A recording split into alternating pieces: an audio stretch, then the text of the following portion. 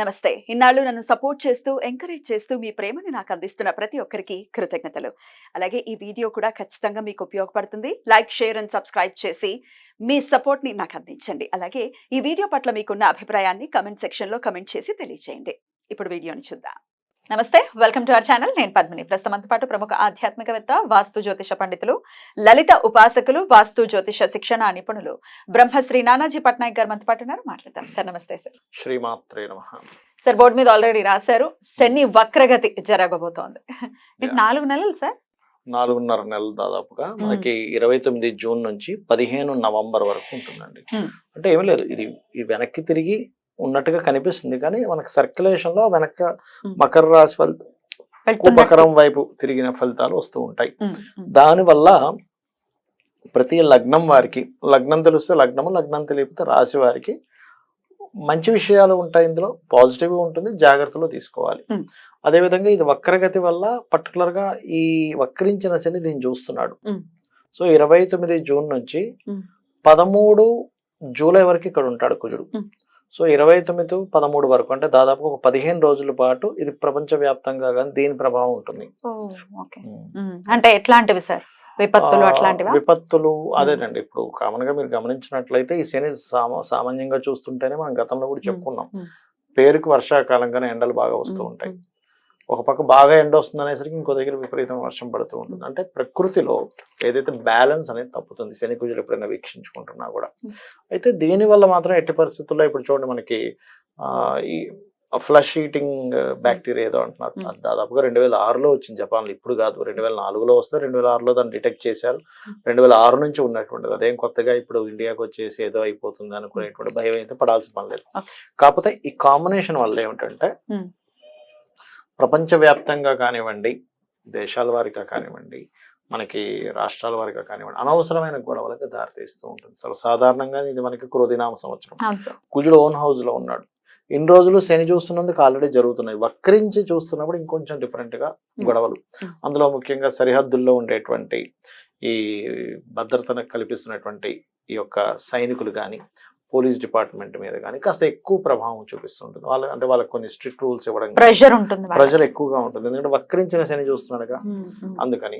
And అదే విధంగా కొన్ని అల్లకల్లోలకు సంబంధించిన దేశం ఏదైనా దేశవ్యాప్తంగా, ప్రపంచవ్యాప్తంగా ఏదైనా కొన్ని నిర్ణయాలు తీసుకునేటప్పుడు మనకి పిఎంలు కావచ్చు, వాళ్ళు ఆ నిర్ణయాలను కొంత వ్యతిరేకిస్తూ కొన్ని అల్లర్లు జరగడం కానీ, కొన్ని తీవ్రమైన నిర్ణయాలు తీసుకోవడం కానీ, ఇటువంటివి జరుగుతూ ఉంటాయి. అదొకటి మెయిన్ గా చూసుకోవాలి ఈ శని వక్రగతి అండ్ ఈ కుజుడు దృష్టి పడడం వల్ల. అయితే ద్వాదశ రాశులకి కూడా డెఫినెట్ గా ఆయన ఇచ్చేటటువంటి ఫలితాలు ఉంటాయి కదా సార్? ఉంటాయి. డెఫినెట్ గా మార్పు ఉండబోతోంది. ఎందుకంటే అష్టమ శని, అర్ధాష్టమ శని, ఏళ్ళనాటి శని వాళ్ళకి ఎలాగో అలాగే ఉంటుంది. కానీ అష్టమ శని, అర్ధాష్టమ శని వాళ్ళకి ఏమైనా డిఫరెన్సెస్ ఉంటాయా? Right sir. అయితే మరి ద్వాదశ రాశుల వాళ్ళు కూడా ఈ పీరియడ్ ని ఎట్లా ఉండబోతుంది ఈ 4.5 నెలలు కూడా, అలాగే శని యొక్క అనుగ్రహమే పొందడం కోసం ఎట్లాంటి రెమెడీస్ చేసుకోవచ్చు అనేది ఒక్కసారి వివరంగా అన్ని రాశుల వాళ్ళకి చెప్తారా సార్? చెప్తాను. ఆఖరిలో ఈ అర్ధాష్టమ, అష్టమ శని వాళ్ళకి ఏం మార్పు వస్తుందో కూడా చెప్తాను, ఎండింగ్ లో చెప్తాను. తప్పకుండా సార్. ముందుగా మరి మేషరాశి వారికి ఎలాంటి ఫలితాలను ఇవ్వబోతున్నారు సార్? ఫస్ట్ ఆఫ్ ఆల్ ఏంటంటే లగ్నం చూసుకోవాలండి. ఎప్పుడు కూడా లగ్నం తెలియదు అనుకునేటువంటి వారు రాశిలోకి వెళ్ళొచ్చు. మేషలగ్నం వారికి ఇచ్చే మంచి ఫలితాలు ఏమిటి ఇక్కడ మంచిగా ఉంటాయి? మంచిగా ఉంటుంది. అయ్యో, ఏ ప్లానెట్ అయినా ఒకటే గుర్తుపెట్టుకోవాలి, ఒక ప్లానెట్ ఒక రాశిలో ఉంది లేదా వక్రించింది, పాపకత్తిరిలో ఉంది, శుభకత్తిరిలో ఉన్నప్పుడు అది మంచి ఫలితం ఇవ్వడానికి కూడా స్కోప్ ఉంటుంది. పాపకత్తిరిలో ఉంటే తక్కువ మంచి ఫలితాలు ఇస్తుంది, శుభకత్తిరిలో ఉంటే ఎక్కువ మంచి ఫలితాలు ఇస్తుంది. సో ఇక్కడ దీనికి ఎక్కడ కూడా పాప శుభ కత్తెరలు ఏం లేవు, సింగిల్ గా ఉన్నాడు, వక్రించున్నాడు. ముందు రాహు ఉన్నాడు కదా సార్? ముందు రాహు ఉన్న ఇది వక్రిస్తున్నాడు కదా, కత్తరి పడాలి. ఇప్పుడు ఒక ప్లానెట్ ఉంటే సరిపోదు, వెనకాతలో ఇంకో గ్రహం అలా ఉండాలా, అప్పుడు 2 గ్రహాల మధ్య ఉండేటువంటి దాన్ని తీసుకుంటాం. అయితే ఇక్కడ ఇది వక్రించినందుకు మేషం వారికి ప్రధానంగా ఇక్కడ కలిగే మంచి ఫలితం ఏమిటంటే ఫైనాన్షియల్ గ్రోత్ ఇస్తాడు. అలాగే వివాహ సంబంధించినటువంటి విషయాలను యాక్టివ్ చేస్తాడు. అంటే ఎప్పటి నుంచో వివాహం అనేటువంటిది కుదరటం లేదు, ఇప్పుడు కుదిరేలా జరుగుతుంది. ఫైనాన్షియల్ గ్రోత్ ఉంటుంది, రుణాలు లభిస్తాయి, ఎవరికో ఇచ్చిన డబ్బులు కాస్త వెనక్కి రావడానికి ఆస్కారం ఎక్కువ పెరుగుతుంది, కొత్త కొత్త పరిచయాలు పెరిగేలా చేస్తాయి. దీంతో పాటు వ్యాపారం ఒకటే కాదు, నేను ఉద్యోగం కూడా చేస్తాను, ఎందుకంటే వ్యాపార స్థానంలోనే వక్రించాడుగా, నేను ఉద్యోగం కూడా చేస్తాను, ఉద్యోగ స్థానానికి వెళ్తున్నాను కాబట్టి రెండు చేసేటువంటి స్కోప్ పెంచుతాడు. ఇవి ఇచ్చే మంచి ఫలితాలు. మరి జాగ్రత్తలు ఏమిటి అంటే, ఈ వక్రించినప్పుడు పర్టికులర్గా ఏంటంటే ఏదైనా ప్రాపర్టీస్ తీసుకునేటప్పుడు జాగ్రత్తగా ఉండాలి. అమ్మడానికి బాగుంటుంది కానీ కొనుగోలు చేయడానికి మాత్రం సరైనటువంటి ఇది Hmm. ఇవ్వదు ఇక్కడ. Hmm. అది మెయిన్ గా గుర్తుపెట్టుకోవాలి. Hmm. అలాగే Hmm. మరొక విషయం ఏంటంటే ఇక్కడ సంతానం కోసం ప్రయత్నం చేసేటువంటి వారు కూడా కొద్దిగా జాగ్రత్త తీసుకోవాలి. Hmm. సంతాన ప్రయత్నం ఒకటి అండ్ కన్స్ట్రక్షన్ రిలేటెడ్ వాహన గృహ సంబంధించిన కొనుగోలు చేసేటప్పుడు కొంచెం చూసి కొనుగోలు చేయాలి, అంతేగాని ఏదో విపత్తు ఏదో అయిపోతుందని కాదు. అలాగే కొంచెం వాహనం మీద వెళ్ళేటప్పుడు కూడా, ఎందుకు అంటే ఈ మేషలగ్నానికి ఈ కుజుడు లగ్న అష్టమాధిపతి, దాని మీద శని దృష్టి ఉంది. Hmm. భూమికి కారకుడు, అందుకే భూములకు సంబంధించిన విషయంలో జాగ్రత్తగా ఉండాలి. Hmm. సో వాహనం మీద వెళ్ళేటప్పుడు జాగ్రత్తగా ఉండాలి. ఈ జాగ్రత్తలు ఖచ్చితంగా తీసుకోవాలి వీరు.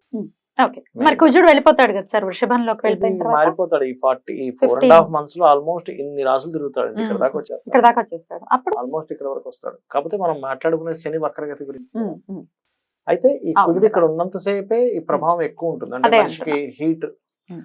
వేడి చేయడం కానీ, బీపీ లెవెల్స్, బీపీ ఉన్నటువంటి వారికి కాస్త బీపీ పెరగడం కానీ, కోపం రావడం కానీ, చిన్న చిన్న విషయాలకు ఆవేశం రావడం కానీ ఇట్లాంటివి జరుగుతాయి. Okay. రాశిలో కుజుడు ఉన్నందుకు ఇది మారితే మనకి తగ్గుతుంది. తగ్గుతుంది. ఇది మారింది అనుకోండి, ఇది కొంచెం యాన్స్టర్స్ ప్రాపర్టీస్ కి అనుకూలత ఇస్తుంది.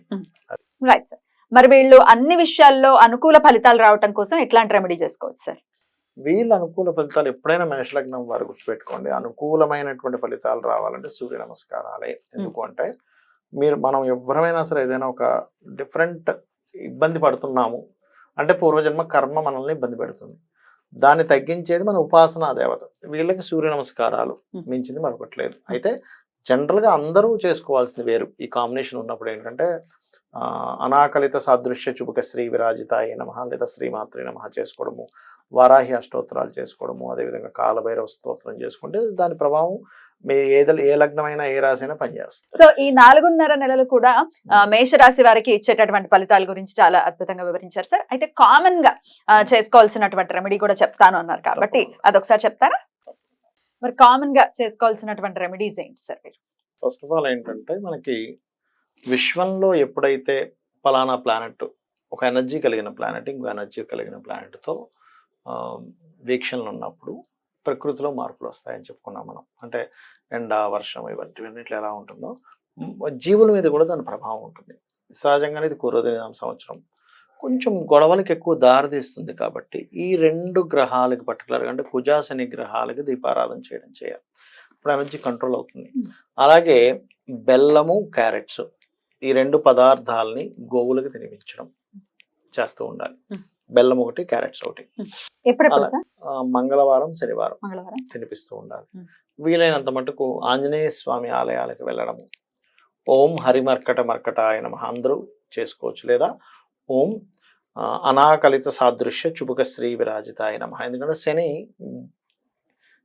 వక్రించాడు కదా, అంటే ఈ లాభము కర్మ కనెక్ట్ అయ్యాయి. లాభము కర్మ శనికి సంబంధించిన మంత్రాల్లో, అంటే శని అనుగ్రహం కలగాలనుకునేటువంటి దాంట్లో అమ్మవారి మంత్రాల్లో ఇది బ్రహ్మాండంగా పనిచేస్తుంది. ఓం అనాకలిత సాదృశ్య చుబుక శ్రీ విరాజితాయ నమః. దీంతో పాటు ఓం శ్రీమాత్రే నమః ప్రతిరోజు చేసుకుంటే అంటే మనకి బయట ఎలాగున్న పరిస్థితులు మనకి ఇబ్బంది కలగకుండా ఉంటుంది. బయట పరిస్థితులు గొడవలు జరగవచ్చు, రకరకాల అవ్వచ్చు, డిఫరెంట్ ఇవి అవ్వచ్చు, కానీ వీళ్ళకి సేఫ్గా ఉంటారు ఇది చేసుకుంటే. అండ్ అలాగే ఇంకోటి ఏంటంటే శని వారము మరియు మంగళవారము గోవులకు క్యారెట్స్, బెల్లం తినిపించడంతో పాటు వీలైతే గనక పెరుగన్నాన్ని పంచడం పేదలకి, లేదా గూడాన్నము అంటారు. అంటే మనకి మన బెల్లంతో తయారు చేసిన పదార్థము కొంచెం నెయ్యి కూడా వేసి దాన్ని అమ్మవారికి నైవేద్యం కాబట్టి ప్రసాదంగా గనక పంచినట్లు. మీనంలోకి వెళ్తారా సార్? మీనంలోకి ఇంకా ట్రాన్సిట్ కూడా ఉంటుంది కాబట్టి మేషరాశి వారికి ఏలినాటి శని స్టార్ట్ అయ్యే పరిస్థితి ఉంటుంది. రైట్. సో ఈ 4.5 months మీరు ఇందాకే చెప్పారు మేషరాశి వారికి మంచి కాలం అనే చెప్పారు. మొత్తం ఓవరాల్ గా 12 రాశుల వాళ్ళకి కూడా ఎట్లాంటి రిజల్ట్స్ ఇవ్వబోతున్నారు, శని వక్రగతి అనేది వివరంగా తెలియజేశారు. రెమెడీస్ ని కూడా చేసుకున్నారు. డెఫినెట్ గా ఇవి పాటించుకుంటూ ఈ 4.5 months కూడా అందరికీ పీస్ఫుల్ గా వెళ్ళాలని మనస్ఫూర్తిగా కోరుకుంటూ కృతజ్ఞతలు సార్. నమస్తే.